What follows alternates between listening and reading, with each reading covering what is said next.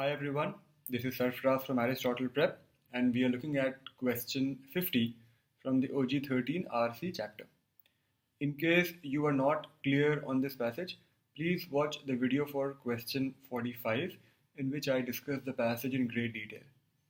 So the question says, in the context of the passage, the word excessive most closely corresponds to which of the following phrases?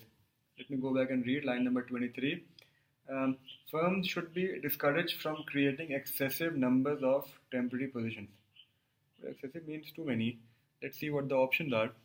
Far more than can be justified by worker preferences. It doesn't look too bad. Far more than can be explained by fluctuations in product demand. No, I don't think that should be the case, because even if the product demand is fluctuating big time, it doesn't mean that an employer only has temporary workers. She says far more than can be beneficial to the success of the firm's irrelevant. Far more than can be accounted for by an expanding. No, economy is not concerned. Far more than can be attributed to the increase in total number of people. I think it should be A for sure. I mean, the workers who prefer temporary employment should be allowed to take it up. Otherwise, the other cases where the employers prefer such arrangements, those should be curtailed. I think A should be the answer to this particular question.